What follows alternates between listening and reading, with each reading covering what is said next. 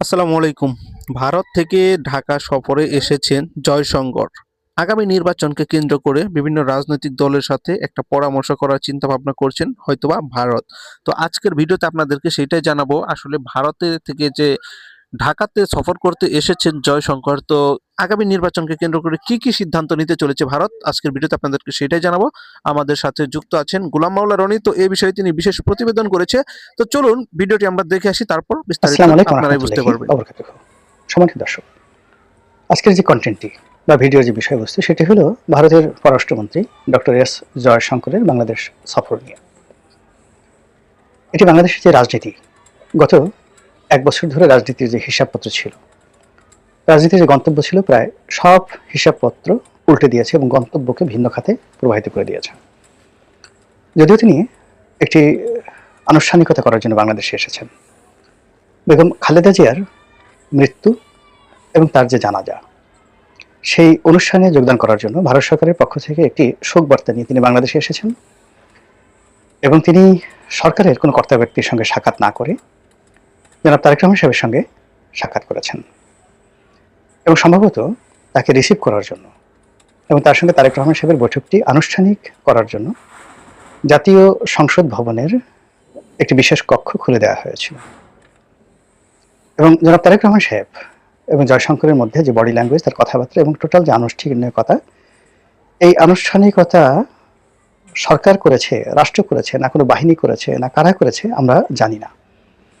কিন্তু অবস্থা দৃষ্টি মনে হয়েছে যে জয়শঙ্কর এবং জনাব তারেক রহমান সাহেবের যে বৈঠকটি, এটি কেবল ভবিষ্যতের নয়, এটি বর্তমানের যে ক্ষমতা, সেই ক্ষমতার একটা নির্দেশক এবং সেই নির্দেশনাকে ভারত স্পষ্টতই সিল এবং সাপোর্ট দিয়ে বলে দিয়েছে যে আমরা তারেক রহমান সাহেবের বাইরে, বিএনপির বাইরে অন্য কোনো ক্ষমতাকে আমরা এই মুহূর্তে অ্যাক্রেডিটেট করি না। তো জয়শঙ্করের যে এই সময়ের বাংলাদেশ সফর, এটিকে বুঝতে হলে কয়েকটি বিষয় আমাদের আলোচনা করা দরকার। প্রথমত হলো যে বেগম জিয়া যখন আওয়ামী লীগ জমানাতে ভারত গিয়েছিলেন, তখন ভারত তাকে যথেষ্ট সম্মান দেখিয়েছিল যখন মনমোহন সিং প্রধানমন্ত্রী ছিলেন। যদিও আওয়ামী লীগ সরকার ক্ষমতায় ছিল, কিন্তু ভারত চেয়েছিল যে কোনো মূল্যে আওয়ামী লীগকে চাপে রাখার জন্য তারা কন্টেম্পোরারি ভারতের সঙ্গে বিএনপির একটা ভালো সম্পর্ক থাকবে, দিল্লির সঙ্গে এরকম একটা বন্দোবস্তর জন্য দিল্লি যাকে বলা হয় উন্মুখ হয়েছিল। বলা হয়ে থাকে যে বিএনপির ওই মুহূর্তে যারা কূটনৈতিক বিষয়াদি দেখতেন, শমসের মোবিন চৌধুরী, রিয়াজুর রহমান সাহেবের মতো যারা ঝানু এবং দক্ষ কূটনীতিবিদ ছিলেন এবং যাদের সঙ্গে ভারতের খুব সম্পর্ক ভালো ছিল, তারা ভারতের যে রাজনীতিবিদ, কূটনীতিবিদ, আমলা, সবার সঙ্গে একটা সুসম্পর্ক স্থাপন করে বেগম জিয়াকে ওই মুহূর্তে ভারতে নিয়ে যাওয়া হয়েছিল এবং তাকে যে রাষ্ট্রীয় প্রোটোকল দেওয়া হয়েছিল, এটি ভারতের ইতিহাসে নজিরবিহীন। বাংলাদেশের সংসদের প্রধান বিরোধী দলীয় নেতা, তো তাকে বাংলাদেশের প্রধানমন্ত্রী হিসেবে রাষ্ট্রীয় প্রোটোকল দেওয়া হয়েছিল। এটা সম্ভবত 2011 বা 12 সনে প্রণব মুখার্জি তখন রাষ্ট্রপতি। দ্বিতীয়ত, তাকে অভ্যর্থনা জানানোর জন্য বিমানবন্দরে স্বয়ং ভারতের প্রধানমন্ত্রী চলে এসেছিলেন মনমোহন সিং এবং লাল গালিচা সংবর্ধনা দেওয়া হয়েছিল। এটিও বাংলাদেশের জন্য গত 20-30 বছরে একটা বিরাট সৌভাগ্যের বিষয়।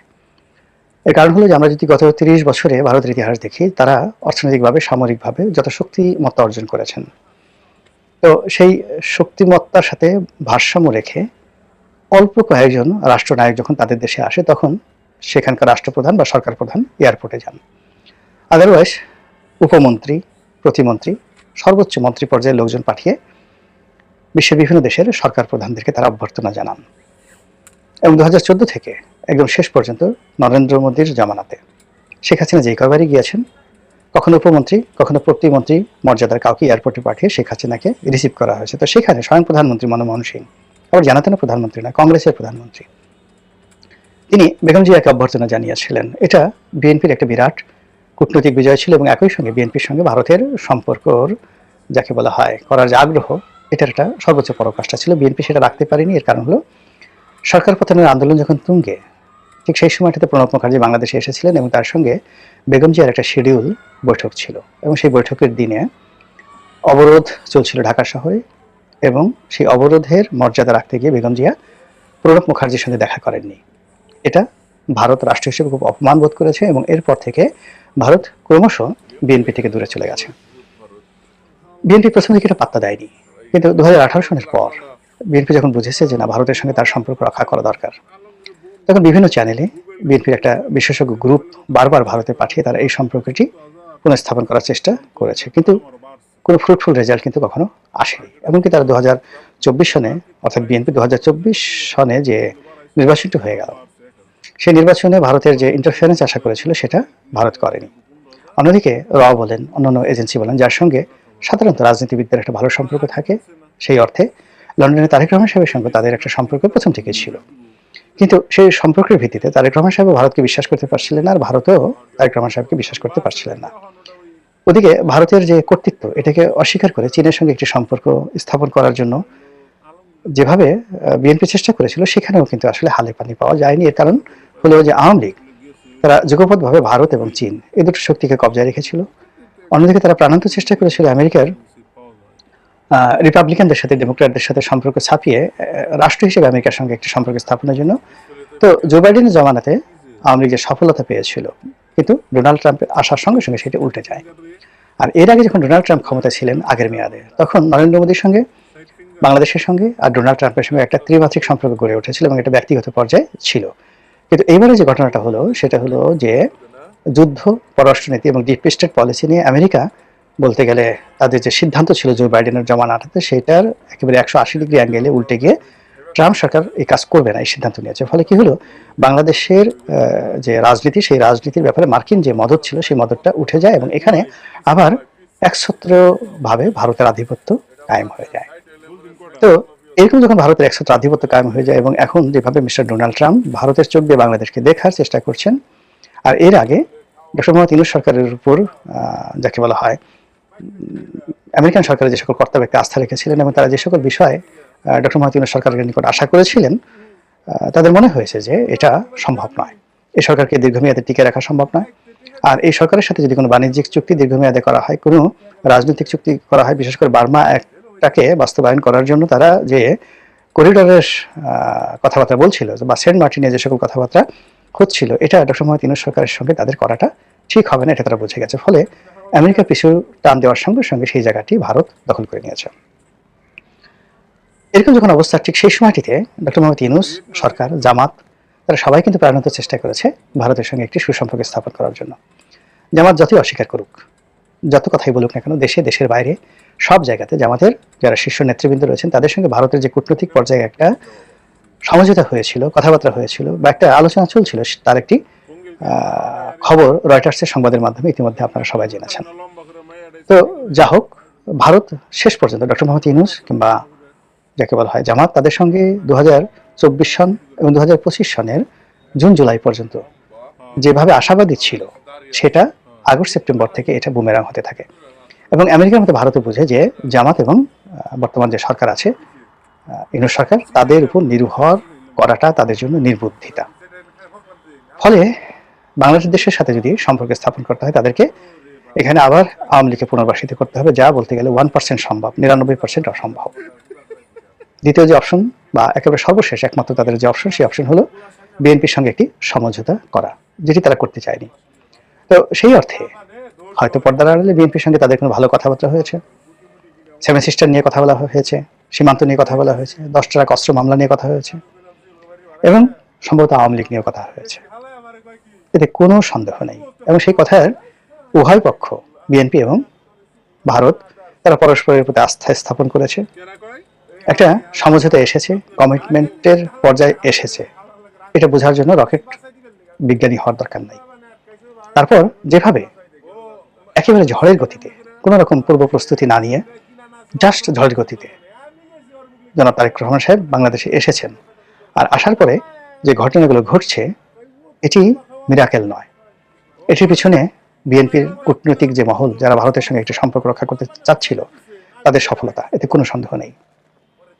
এবং তার প্রেক্ষিতে ডক্টর জয়শঙ্করের বাংলাদেশ আগমন এবং তারেক রহমান সাহেবের সঙ্গে যতটুকু বৈঠক হয়েছে, আমরা দৃশ্যতে যেটা দেখেছি, আর তাদের মধ্যে কি কথা হয়েছে আমরা জানি না, কিন্তু যতটুকু আমরা বডি ল্যাঙ্গুয়েজ দেখেছি, তাতে মনে হচ্ছে যে এই মুহূর্তে ভারত, জয়শঙ্কর যে কোনো মূল্যে বাংলাদেশে একটি নির্বাচন চাচ্ছে, সেই নির্বাচনে বিএনপি জয়লাভ করে আসুক, তারেক রহমান সাহেব ক্ষমতা লাভ করুক এবং প্রধানমন্ত্রী হোক, এই ব্যাপারে বিএনপির এই যে বিজয়, সম্ভাব্য বিজয় সম্পর্কে ভারতের কোনো আপত্তি নাই, বরং তারা এটিকে স্বাগত জানাবে।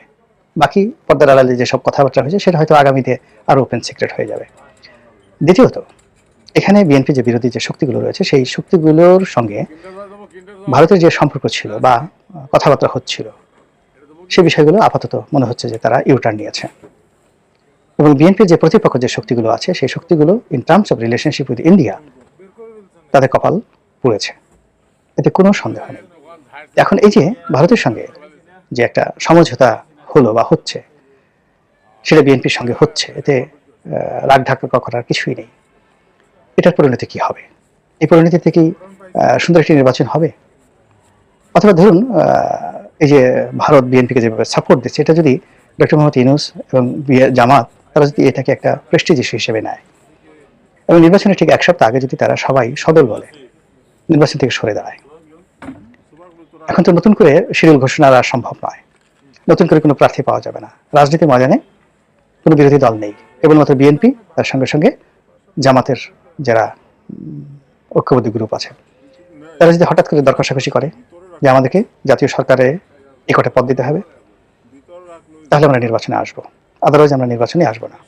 সেক্ষেত্রে কি হবে? নির্বাচনটি একতরফা হবে, 15 ফেব্রুয়ারির মতো হবে, 300 আসনে বিএনপি জয়লাভ করবে, জামাত তখন আওয়ামী লীগের সঙ্গে যোগদান করবে, অথবা জামাতের চাপের কাছে, সরকারের চাপের কাছে ডক্টর মোহাম্মদ ইউনূসকে রাষ্ট্রপতি বানাতে হবে, জামাতের আমিরকে উপপ্রধানমন্ত্রী করতে হবে, এবং মন্ত্রী পরিষদের অর্ধেক সিট জামাতকে ছেড়ে দিতে হবে। এই সকল যদি শর্ত, জাতীয় সরকারের শর্ত বিএনপি অস্বীকার করে, তাহলে রাজনীতির ময়দান জামাতের যে শক্তিমত্তা রয়েছে তার সঙ্গে সঙ্গে আওয়ামী লীগ তো এখানে মানে পিন এবং পাঞ্চ এ দুটো করার জন্য তারা মুখিয়ে আছে। তাহলে কি হচ্ছে? আমরা যত কিছু ভালোই ভালোই কল্পনা করছি, যেভাবে ভারতকে সবকিছুর মানে দণ্ড এবং মুন্ডের অধিকর্তা মনে করছি, সেটি বাস্তবে বাস্তবায়িত নাও হতে পারে। মহান আল্লাহ আমাদের সবাইকে হেদায়েত দান করুন এবং হেফাজত করুন। আসসালামু আলাইকুম ওয়া রাহমাতুল্লাহি ওয়া বারাকাতুহু।